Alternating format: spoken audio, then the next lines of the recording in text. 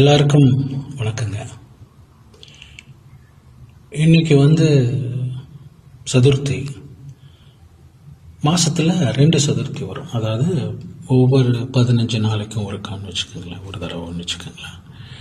So எல்லாருக்கும் தெரிஞ்ச ஒரு விஷயம் அப்படின்னா, பௌர்ணமியிலிருந்து அதுக்கப்புறம் தேய்பிறை. அந்த தேய்பிறையில் 4வது நாள், அதாவது சதுர்த்திதி அப்படின்னா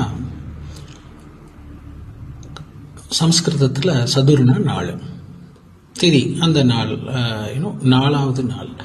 ஸோ அந்த 4வது நாள் வர்றதா சதுர்த்தி சீன் திதி அப்படின்னு சொல்கிறோம். இப்போ பார்த்தீங்க அப்படின்னா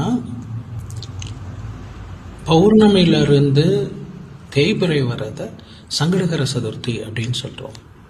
அதே மாதிரி அமாவாசையிலிருந்து வளர்பிறையில் வர சதுர்த்தியை விநாயகி சதுர்த்தி அப்படின்னு சொல்கிறாங்க. இந்த சதுர்த்தி நாளில் எல்லாம் உள்ள மூலக்கடவுளான விநாயகரை வழிபடுறப்போ உங்களுக்கு நல்ல ஞானம், அறிவு, கல்வி, மேன்மை, பொருளாதார சிறப்பு, அதையும் தாண்டி நிம்மதி, இது எல்லாத்தையும் விநாயகர் கொடுக்குறாரு. அவரோட மூல மந்திரத்தை ஜபிச்சு அவரை வழிபடுறவங்களுக்கு அவர் ஒவ்வொரு மனிதரோட வாழ்க்கையில வினைகளையும் அகற்றுறாரு. ஓம் நமோ பகவதே ஐம் க்ளீம் ஷவும் கணபதி வசிவிஷி ஸ்வாகா.